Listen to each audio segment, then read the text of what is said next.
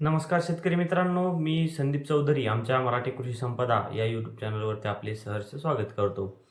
शेतकरी मित्रांनो, मागेल त्याला सौर कृषी पंप योजनेअंतर्गत शेतकऱ्याला दिवसा 8 घंटे सिंचन करणे सोपे व्हावे यासाठी लाभार्थी पात्र शेतकऱ्यांना सौर पंपाचे वाटप राज्य सरकार करत आहे. आता या मागेल त्याला सौर पंप योजनेमध्ये व जे काही मागे कुसुम योजना होती, या कुसुम योजनेमध्ये देखील जे काही अनेक अ, घोटाळे आहेत किंवा अनेक जे काही प्रॉब्लेम्स आहेत जे शेतकऱ्याला फेस करावे लागत आहेत. ज्याच्यामुळे शेतकऱ्याला अडचण निर्माण होते असे बरेच सारे प्रॉब्लेम्स सध्या समोर येत आहेत. शेतकऱ्याला लवकरात लवकर पंप न मिळणे, शेतकऱ्याचे वर्क ऑर्डर निघून देखील शेतकऱ्याला लवकर पंप दिला जात नाही. ज्या काही कंपनीकडून शेतकऱ्याला पंप दिला गेलेला आहे त्या शेतकऱ्याला कंपनीकडून नीच दर्जाचे मटेरियल दिलेले आहे. कोणाचा पंप खराब झालेला आहे, त्याचा जो काही इन्शुरन्स आहे हा इन्शुरन्स कंपनी क्लेम करून देत नाही. कोणाच्या पाट्या फुटलेल्या आहे, जे काय असे अनेक प्रश्न आहेत. असे अनेक प्रश्न आता वरचेवर समोर येत आहेत.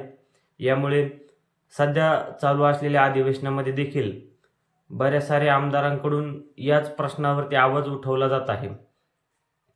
आता याच प्रश्नावरती धाराशिव जिल्ह्यातील आमदार कैलास पाटील यांनी देखील एक नवीन प्रश्न निर्माण केलेला आहे माननीय मंत्र्यांसमोर, की राज्य सरकारकडून आता शेतकऱ्याला जे काही वेंडर लिस्ट देण्यात आलेली आहे, या वेंडर लिस्टमध्ये जवळपास 40 ते 42 कंपन्या देण्यात आलेल्या आहेत. परंतु या ज्या काही कंपन्या आहेत त्यातल्या बहुतांश कंपन्या शेतकऱ्यासाठी नवीन आहेत, बाहेर राज्यातील आहेत. त्यामुळे शेतकरी या कंपन्याची निवड करायला घाबरत आहेत, निवड करत नाहीत. बऱ्याच सारे शेतकरी अजूनही निवडीपासून वंचित आहेत. या कंपन्या सर्व्हिस चांगल्या देत नाही अशा प्रकारचे जे काही प्रश्न आहेत, या प्रश्नामुळे सरकारकडून शेतकऱ्याला जे काय आहे महाडीबीटीद्वारे जे काही अनुदान आहे, सौर पंपासाठी लागणारे अनुदान आहे, हे शेतकऱ्याला महाडीबीटीद्वारे डायरेक्ट शेतकऱ्याच्या खात्यामध्ये जमा करण्यात यावे अशी कैलास पाटलांनी इच्छा व्यक्त केली आहे. व त्यासोबतच सरकार हे जे काही पंपाचे अनुदान आहे हे शेतकऱ्याला त्यांच्या खात्यामध्ये डीबीटीद्वारे जमा करण्यासाठी काही पाऊल उचलणार आहे का, असा देखील प्रश्न आमदार कैलास पाटलांनी निर्माण केलेला आहे. आता त्याच प्रश्नावरती आपण पाहणार आहोत की मंत्री महोदयांचे उत्तर काय आहे. आपण समोर व्हिडिओमध्ये पाहू शकते की कैलास पाटलांनी जो काही प्रश्न विचारला आहे त्याला ऊर्जाचे राज्यमंत्री मेघनाताई बोर्डीकर यांनी उत्तर काय दिलेले आहे. चला तर आपण व्हिडिओ पाहू. शिवली क्रमांक 7 आपल्याप्रमाणे अध्यक्ष महोदय, पीएम कुसुम आणि मुख्य मागेल त्याला सोलर हे महत्वाकांक्षी योजना आहेत.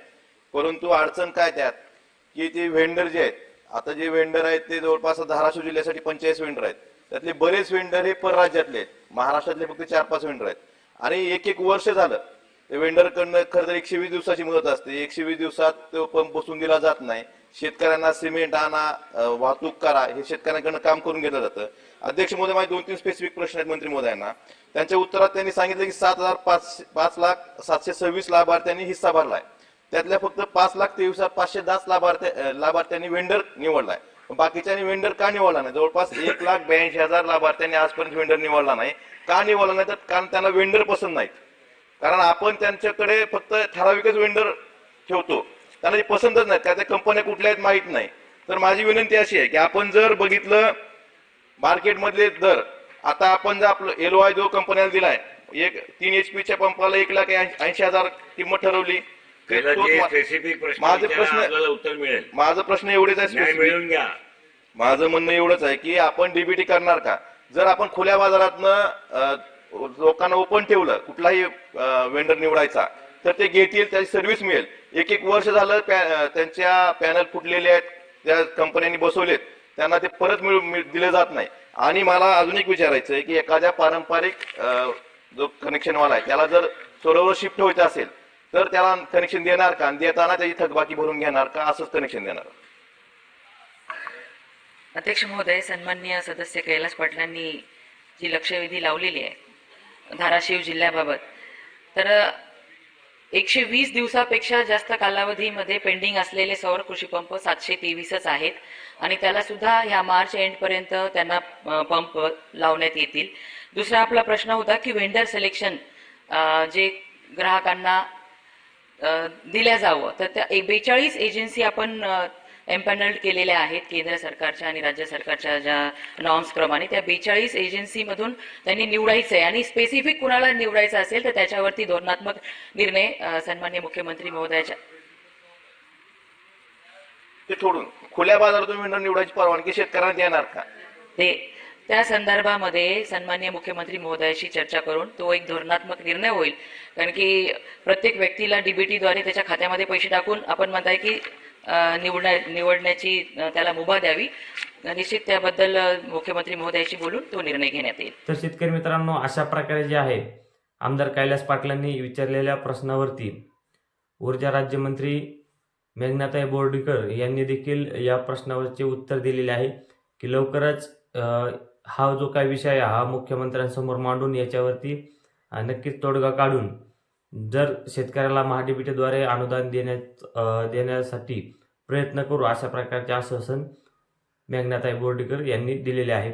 आता शेतकरी मित्रांनो, तुम्हाला या प्रश्नावरती काय वाटतं की शेतकऱ्याला डायरेक्ट खात्यामध्ये सोलार पंपासाठी अनुदान जर दिले तर शेतकऱ्याला याचा खरंच चांगल्या प्रकारे लाभ मिळेल का, किंवा शेतकऱ्याला डायरेक्ट खात्यावरती अनुदान न देता आहे असे सुरू ठेवावे, कोणत्या प्रकार हा शेतकऱ्यासाठी चांगला ठरेल, हे तुम्हाला काय वाटतं हे आम्हाला कमेंट बॉक्समध्ये कमेंट करून नक्की कळवा. त्यासोबतच हा व्हिडिओ तुम्हाला आवडला असल्यास व्हिडिओला लाईक करा व अशाच प्रकारच्या नवनवीन माहितीसाठी चॅनलला सबस्क्राईब करायला विसरू नका.